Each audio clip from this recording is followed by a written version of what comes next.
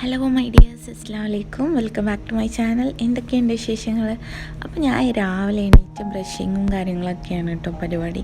അപ്പോൾ സത്യം പറഞ്ഞാൽ ഞാൻ ഈ വീഡിയോ എടുക്കുന്നതും രാവിലെയാണ്, അതുപോലെ തന്നെ വോയിസ് കൊടുക്കുന്നതും എണീറ്റ പാടെ തന്നെ ആയതുകൊണ്ട് അതിൻ്റേതായിട്ടുള്ളൊരു ചടപ്പ് എനിക്കുണ്ട് കേട്ടോ.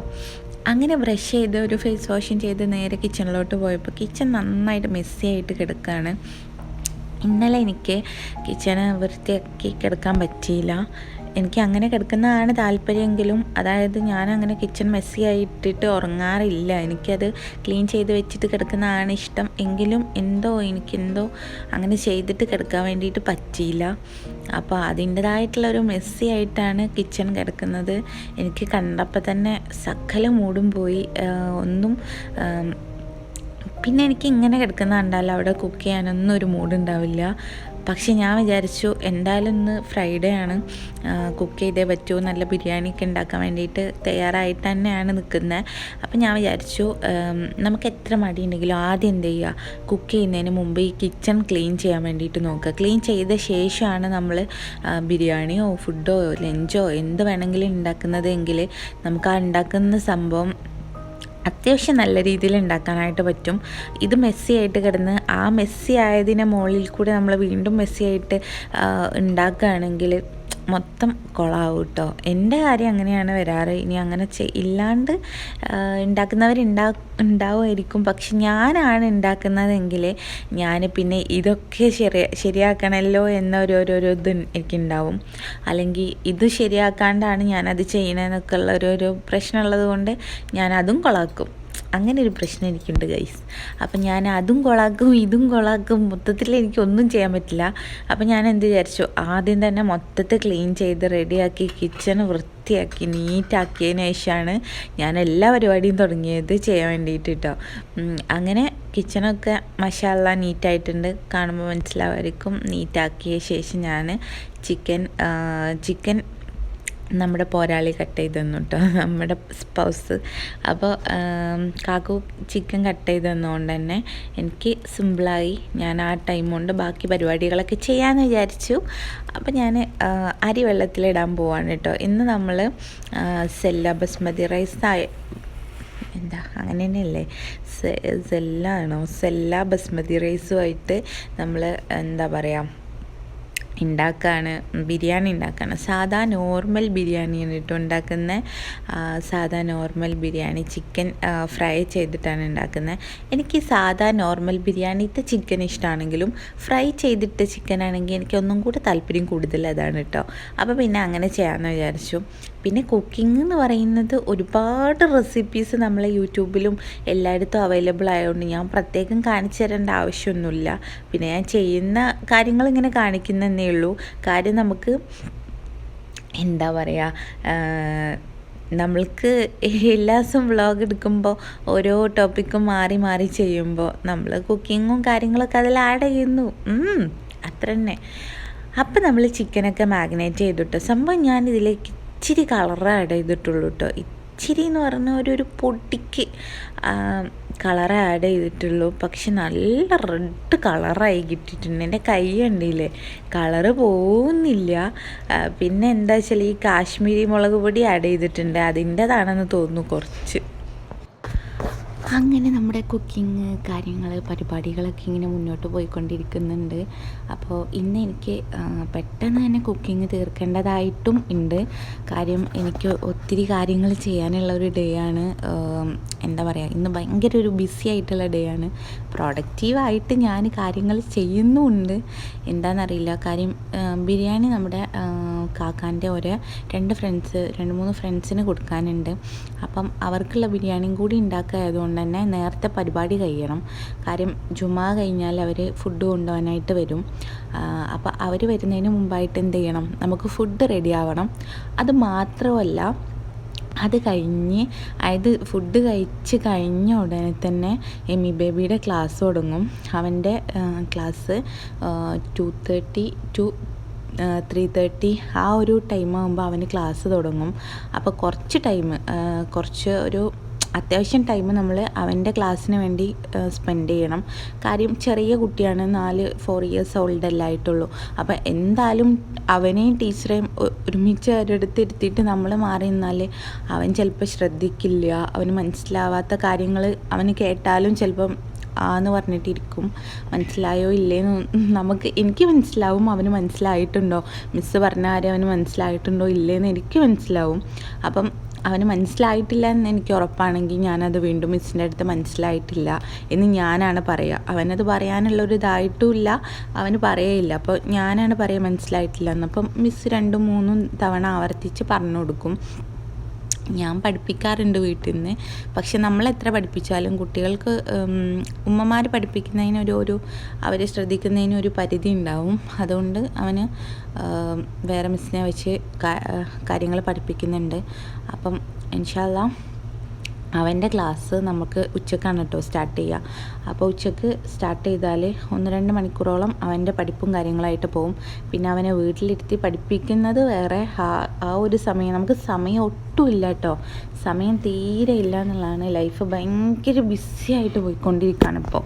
കാര്യം അത് കഴിഞ്ഞിട്ട് പിന്നെ അവൻ്റെ ക്ലാസ് കഴിഞ്ഞാൽ പിന്നെ നെക്സ്റ്റ് അറ്റ് ദ ടൈം നമ്മൾ ക്ലാസ് കഴിഞ്ഞ ഉടനെ തന്നെ അവൻ്റെ ക്ലാസ് മിസ് എടുത്ത് കഴിഞ്ഞ ഉടനെ തന്നെ ഞാൻ അവൻ്റെ ചാപ്റ്റേഴ്സ് ഒന്ന് റിവിഷൻ നടത്തും.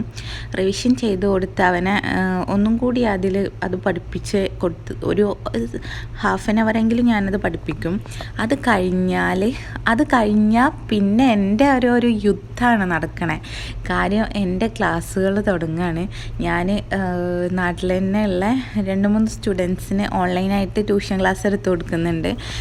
വിത്ത് പേയ്മെൻറ്റ് എന്താണ് കിട്ടിയാൽ തന്നെയാണ് കേട്ടോ, വെറുതെ അല്ല. നമുക്ക് സാലറി ഉണ്ട് മന്ത്ലി. അപ്പം നമ്മൾ ഒരാൾ 8th സ്റ്റാൻഡേർഡാണ്, 8ാം ക്ലാസ്സിലാണ്, CBSE ആണ്.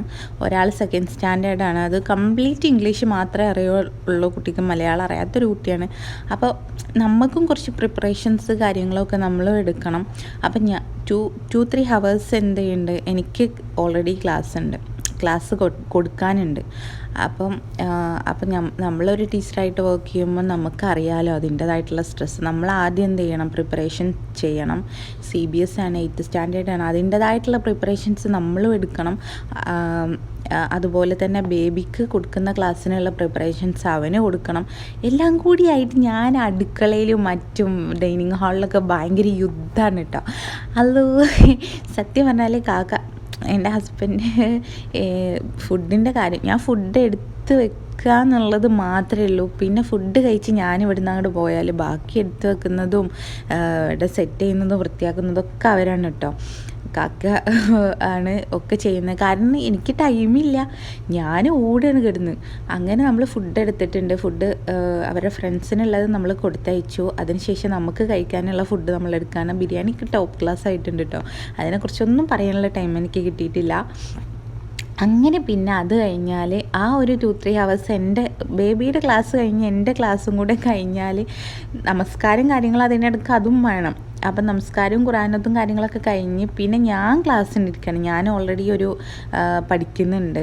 എന്താണെന്നുള്ളത് പറഞ്ഞിട്ട് നിങ്ങൾക്ക് പ്രത്യേകിച്ച് കാര്യമില്ല, എനിക്ക് പറയേണ്ട കാര്യം പ്രത്യേകിച്ച് ഉണ്ടെന്ന് എനിക്ക് തോന്നുന്നില്ല, അതുകൊണ്ടാണ് പറയാത്തത്. അപ്പം എനിക്ക് പഠിക്കാനുള്ള എൻ്റെ ക്ലാസ് 2 ഹവേഴ്സ് എൻ്റെ ക്ലാസ്സും ഉണ്ട് കേട്ടോ. 2 ഹവേഴ്സ് അല്ല, 2 ഹവേഴ്സ് ഒരു ക്ലാസ്, വേറൊരു സെക്ഷൻ, അങ്ങനെ 3-3.5 മണിക്കൂർ എൻ്റെ ക്ലാസ്. അതായത് ഞാൻ പഠിച്ചുകൊണ്ടിരിക്കുന്ന ക്ലാസ്, എനിക്ക് പഠിപ്പിക്കാനുള്ള ക്ലാസ്, മോന് കൊടുക്കുന്ന ക്ലാസ്. സത്യം പറഞ്ഞ മക്കളെ, എനിക്ക് ടൈമെന്ന് പറഞ്ഞ കാര്യമില്ല. എന്നിട്ട് ഞാൻ യൂട്യൂബ് മുന്നോട്ട് കൊണ്ടുപോവുകയാണ്. അപ്പോൾ നിങ്ങളെല്ലാവരും എന്നെ സപ്പോർട്ട് ചെയ്യണം. കാര്യം അത്രയും എനിക്ക് ഒരു സമയമില്ലാഞ്ഞിട്ട് ഞാൻ യൂട്യൂബ് മുന്നോട്ട് കൊണ്ടുപോയിക്കൊണ്ടേ ഇരിക്കുകയാണ്. കൊണ്ടുപോകാതിരിക്കാൻ പറ്റില്ല, നമ്മളെല്ലാ കാര്യങ്ങളും ഇങ്ങനെ മാനേജ് ചെയ്ത് പോകണമല്ലോ. അപ്പോൾ എല്ലാത്തിനും സമയം കണ്ടെത്തി എനിക്ക് ഉറങ്ങാനുള്ള ടൈം പോലും ശരിക്കും ഇപ്പോൾ കിട്ടണില്ല. ഇതുവരെ നല്ല കംഫർട്ട് സോണിൽ പോയിരുന്നു കേട്ടോ. ഇപ്പോൾ ഈടായിട്ടാണ് ഇതൊക്കെ ഞാൻ ചെയ്യാൻ വേണ്ടിയിട്ട് തുടങ്ങിയത്. അങ്ങനെ എൻ്റെ ക്ലാസ് ഞാൻ പഠിച്ചു കഴിഞ്ഞ് എൻ്റെ ക്ലാസ്സും കൂടെ കഴിഞ്ഞപ്പോൾ ഒന്ന് പുറത്ത് പോകാനുണ്ടായി. ഷർഫിയേക്ക് ഒന്ന് പോകാനുണ്ടായി. അങ്ങനെ പെട്ടെന്ന് ഒരു പർദ്ദ എടുത്തിട്ട് ഞാൻ പോവുകയാണ്. സംഭവം നമ്മളൊരു റിലേറ്റീവിനെ കാണാൻ വേണ്ടിയിട്ട് പോവാണ് കേട്ടോ.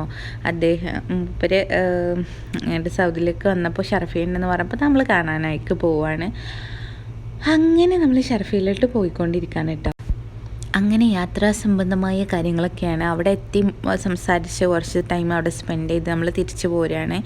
അപ്പോൾ അതൊന്നും ഞാൻ വീഡിയോയിൽ ആഡ് ചെയ്തിട്ടില്ല. അപ്പോൾ തിരിച്ചു പോരുന്ന വഴി നമ്മളൊരു ലൈം ജ്യൂസും പിന്നെ കട്ട്ലേറ്റ്, ചിക്കൻ റോള്, അങ്ങനെയുള്ള കാര്യങ്ങൾ, പഴംപൊരി, അങ്ങനെയുള്ള കാര്യങ്ങളൊക്കെ കഴിച്ച് നേരെ തിരിച്ച് വീട്ടിലോട്ട് പോരുകയാണ്. ഈ ടൈമായപ്പോൾ എന്താ പറയുക, ഈ ടൈം സത്യം പറഞ്ഞാൽ നമ്മൾ പകൽ സമയത്ത് എവിടേക്കെങ്കിലും പോവുകയാണെങ്കിൽ സൗദിയിൽ തീരെ ബ്ലോക്കോ കാര്യങ്ങളോ വണ്ടിയോ കാര്യങ്ങളോ ഒന്നും അധികം ഉണ്ടാവില്ല, കുറവായിരിക്കും ബ്ലോക്ക് കാര്യങ്ങളൊക്കെ.